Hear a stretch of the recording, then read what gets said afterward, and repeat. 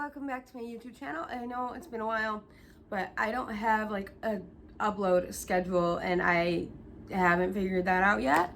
But I wanted to get on here today and make a little video talking about some stuff.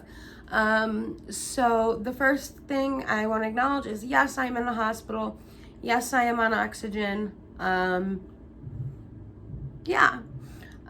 start at why I'm in the hospital, and then I'll go on to answering some questions that I've been asked. That was weird. Firstly, I am in the hospital. I have cystic fibrosis. That is the same disease from the 5 Feet Apart movies. It affects the way water moves in my body, so the mucus in my lungs builds up, my stomach, my GI, my whole GI tract. Reproductive organs, the whole 9 yards. Any part of your body that produces mucus is screwed up in my body. There are some other great YouTubers who have explained CF better. Steffi Lee, Claire Winland, rest in peace. There are some other ones, but I'm not going to sit here all day promoting other channels. If you have any questions in the comments, I will of course answer them. But yeah, so because of the mucus in my lungs, I am very prone to getting lung infections. And this all started, and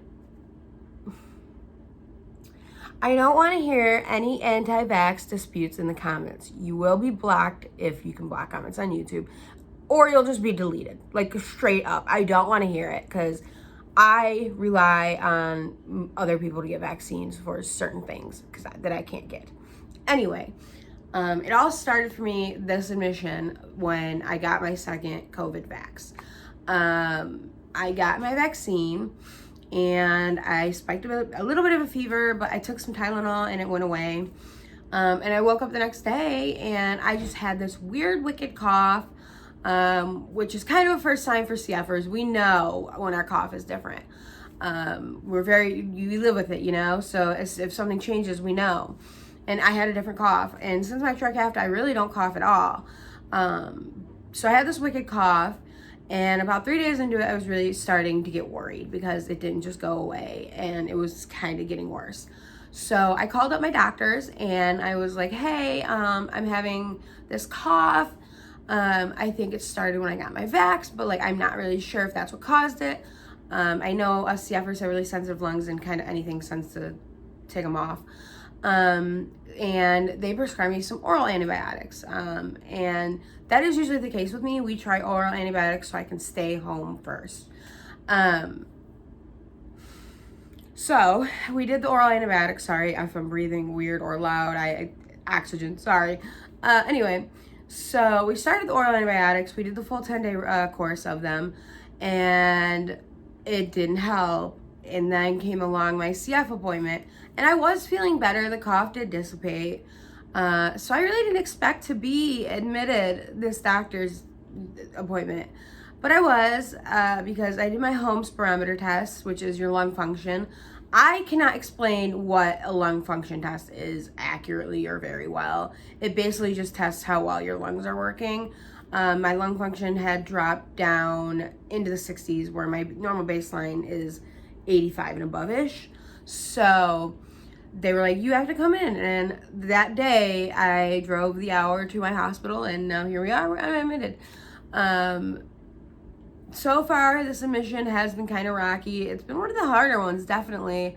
I got here and I was told I'd get a PICC line. A PICC line is like an IV. And I have a bunch of scars from the dots on my arm. It's an IV that goes in here and it comes in the vein and lands about right here in your heart. And it's because the antibiotics they give us are very corrosive. They're not easy on the veins at all. So when we get a normal IV like this one, it'll blow. Like I have had 4 or 5 IVs since I've been here in 3 days. And on top of that, I just have really bad veins in general for anyone. So I've dealt with the constant IV changes. And then we couldn't figure out what antibiotics to put me on because I grow certain bacteria. I grow Pseudomonas and MRSA in my lungs, that usually. So our go-to used to be cefepime and vancomycin. And I've had reactions to both of them, but the reaction I had to cefepime was anaphylaxis, and that's not one to mess around with. Hives you can deal with, red mans you can deal with, but an anaphylactic reaction is when you start to get worried, you know? So as soon as I had an anaphylactic reaction, I think it was 2 or 3 admissions ago, they immediately took me off of it, and they were like, in order for you, I'm sorry, I think I hear someone at my door, so I'm like constantly looking, sorry. They took me off the Ceph, and they said if I want to go back on the Ceph, I'm gonna have to go through a desensitization process. That is where over the course of 8 hours, they keep you on the antibiotic in increasing doses. You start really small, and then you get up to the therapeutic dose, which is the dose you need to be on for it to help you. And we did that yesterday. That was really rough for me because I was just like leashed to my bed. I have videos of it, actually. I think I uploaded them to my TikTok. And if not, and you want to see them, I will upload them to my TikTok. Just let me know if you want to see them. I had a blood pressure cuff on my leg. I had an O2 monitor on my leg. I had my oxygen on. I was attached to 2 IVs. And I was just, I couldn't move. I was stuck in my bed. And that kind of sucked for 8 hours, literally. And after all of that, I was totally fine. I handled the desensitization process really well. We were all really surprised that I had no bumps in the road. And then they took me off the Ceph, and they were taking a break from the Ceph, and they were doing my Vanco dose that was due. And right after my Vanco dose, right before they started the Ceph dose, my lips swelled up, and they got really red, and they burned. And then it just took a nosedive from there. It spread to my face, my chest, my throat, my inside of my mouth. It looked like I got fillers. It really, really looked like I got fillers. Even though, you know, obviously I didn't. And I had trouble swallowing. It was hurting. And then on top of that, I had just dealt with so much that day with being in bed literally all fucking day. Like, I will go crazy. So I also went into like an anxiety attack. So I'm freaking out. And I have all the doctors in here. I have the ICU doctors in here. I have my main doctor in here. Well, the main night doctor in here. My nurses, the tech, everyone's in here. And I'm freaking out. They're doing all sorts of things around me. I'm not really absorbing things because I'm freaking out. And then everything just starts getting worse. And then they're like, all right, we're gonna do IV Benadryl to hurry up and get rid of this reaction. And they go to put it in my IV, and my IV wasn't working at all. We had used this IV all day up until about 20 minutes before this. We were using this IV all day. We don't know why it blew. We think it was a blood clot, so now I'm on heparin. But we had to put a new IV in.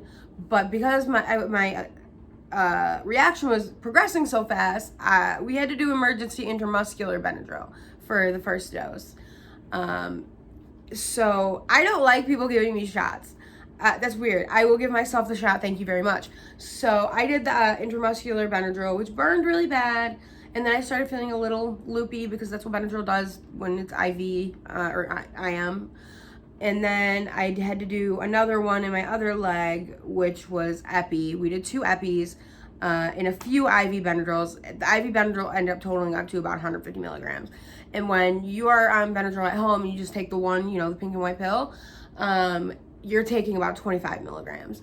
I was at 150 by the time this ended. So about midway through everything, I was zooted. I was gone on IV Benadryl. I didn't know what anyone was saying around me.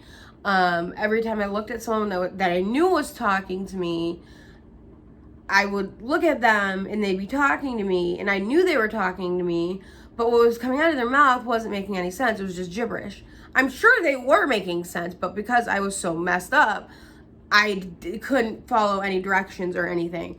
So they started kind of just doing things to me. I think I got another dose of a steroid and some other meds that I had taken. And I also couldn't text. Like I told my boyfriend like when it started, and I'm texting him, and then I had to stop texting him because the keyboard started to not make sense on my phone. And then I don't remember much after that. I just remember looking at my phone and not making sense and feeling really bad because my boyfriend's like, babe, what's going on? What's going on? What's going on? And I just can't reply because I can't make out a keyboard. So that all happened. I ended up finally, things chilled out, and I've ended up finally getting some sleep around 3:30ish.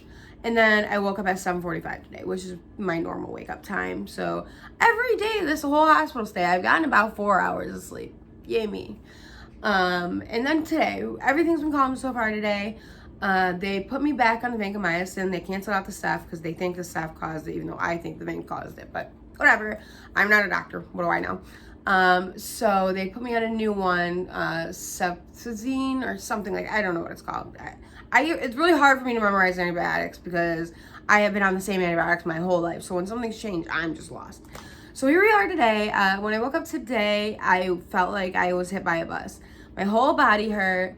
I had a headache. I was just not having it. So I had to have my pain meds early in the morning. And yeah, so now the questions I've been asked, I get, are you okay a lot? Yes, I'm okay, depending on your standards of okay. I don't feel bad. My lung function is down. I felt bad when I was having the reaction last night, but I don't feel bad now. Like I obviously got up, I did my makeup, did the stuff, and been hanging out with my nurses and stuff. But it's just a really hard question to answer because it's so vague. But yeah, I am okay. I will be okay. How long will I be here? I will probably be here. They're talking anywhere from 10 days to 3 weeks. So that's how long I'll be here. I'm on oxygen right now, which I'm not normally on oxygen.